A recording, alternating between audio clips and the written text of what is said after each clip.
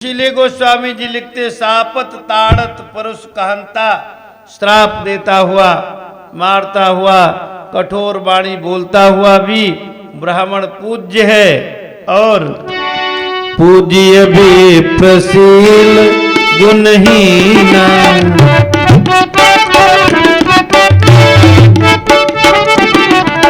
शूद्र न गुण गण ज्ञान प्रवीणा।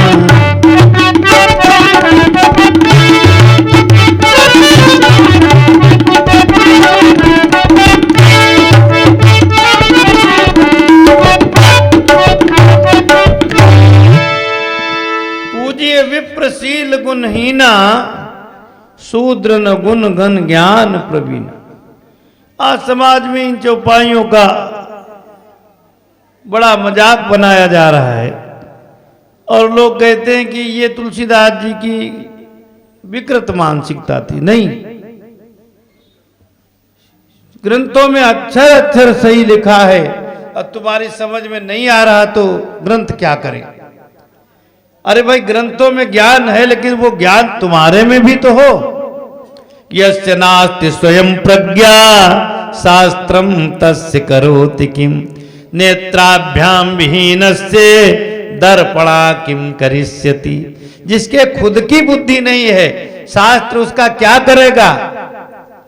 इतना बढ़िया समाज लगा हुआ है और किसी अंधे को प्रवेश करवा दो इस सोसाइटी में तो अंधा कहेगा यहां तो कोई आदमी नहीं, अंधे को तो दिख ही नहीं रहा। तो पूज्य विप्रशील गुणहीना कैसे, देखो इसके कुछ उदाहरण समझ लो। कहते ब्राह्मण शील गुण रहित है फिर भी पूज्य है और शूद्र गुणगण ज्ञान प्रवीण है तो पूज्य क्यों नहीं। देखो इसको ऐसे समझो, जैसे वर्तमान में घोड़ी की रेट क्या है, कम से कम 1 लाख रुपया के ऊपर ही मिलेगी बढ़िया घोड़ी। और गाय की रेट क्या है, गाय तो फोकट में घूम रही पूरे भारतवर्ष में। गाय से तो कीमती सभी जानवर है।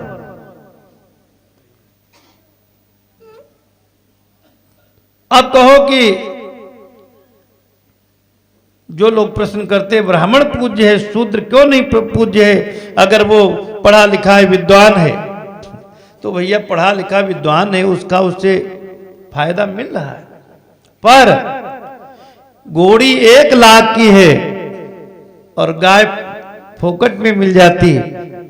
और जब गणेश की पूजा करोगे तो गौरजा गाय के गोबर का बनाओगे कि घोड़ी की लीद का बनाओगे।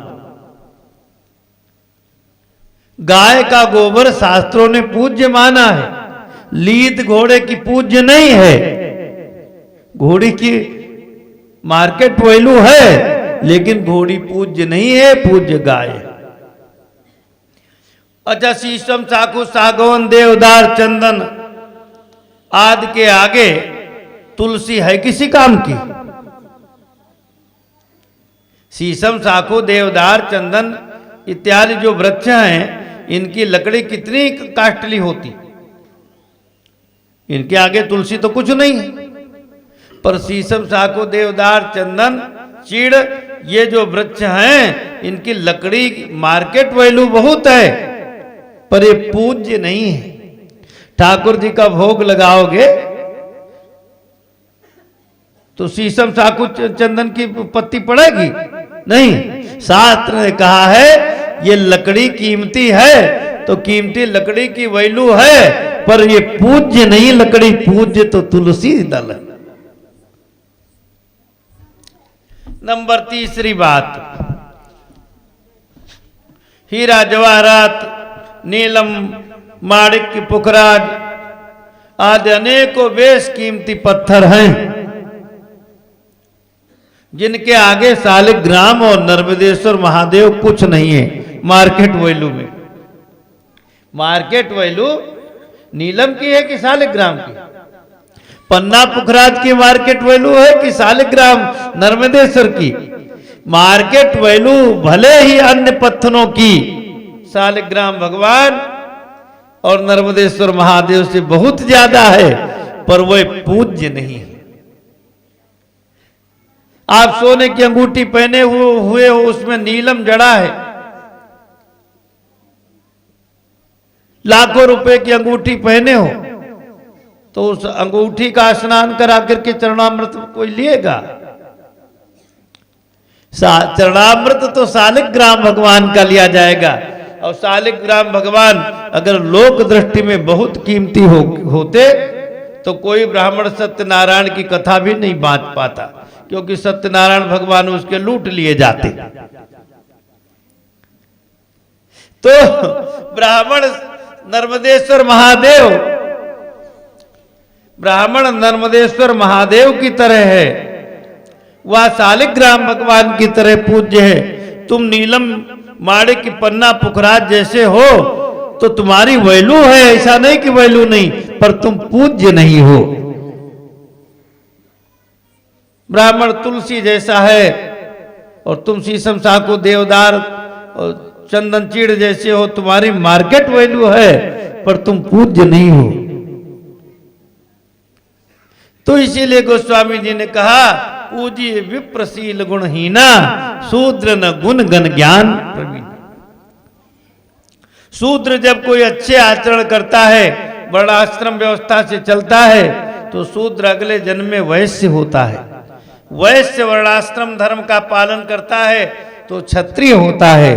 क्षत्रिय वर्णाश्रम धर्म का पालन करता है तो ब्राह्मण होता है। और ब्राह्मण होकर के जो वर्णाश्रम धर्म का पालन नहीं करता, वो ब्राह्मण फिर शूद्र होता है। ये चक्र है शास्त्र में। तो आज नलकूबर मणिग्रीव ने कहा कि जिन नारद के श्राप ने आपसे मिला दिया, वह वरदान देंगे तो क्या होगा। इसलिए मैं कहता हूं, दृष्टि सताम दर्शने तनुभवतनूना, हम नजरों से सदैव संतों के दर्शन करें। नलकूबर मणिग्रीव प्रणाम करके चले गए। इधर फिर वही समस्या, ग्वाल बाल इकट्ठा हो गए, बोले न कोई आंधी आई न तूफान, और 100 वर्ष पुराने पेड़ कैसे गिर गए। तो बच्चों ने कहा, बाबा ये जो अपना भैया है, इसको मैया ने उलूखल में बांध दिया था, और ये उलूखल के बीच, दोनों वृक्षों के बीच से निकल गया, और थोड़ा जोर लगाया तो पेड़ उखड़ गए। छोटा सा बच्चा 100 वर्ष पुराने पेड़ उखाड़ दे, किसी को हजम नहीं हो। बोले वृक्षों की जड़ों से 2 पुरुष प्रकट हुए, वो कुछ कह रहे थे और फिर भैया को प्रणाम करके ऊपर उड़ गए। सब लोग हंसने लगे, बोले अब की तो खूब नौटंकी बना रहे हो। भगवान कुछ और बड़े हुए तो गोचारण के लिए जाने लगे। इधर कंस ने वत्सासुर नामक दैत्य भेज दिया, बछड़ा बनकर के भगवान के बछड़ों में आ गया। गृहीत्वा परपादाभ्याम सहलांगोलमच्युत, ब्राह्मयित्वा कपित्थाग्रे प्राणोद्गत जीवितम। भगवान ने पूंछ के साथ पिछले पैरों को पकड़कर वत्सासुर को घुमा करके पटक दिया, वत्सासुर मर गया। वत्सासुर के बाद बकासुर, अघासुर आदि को मारा। अघासुर के मरने की कथा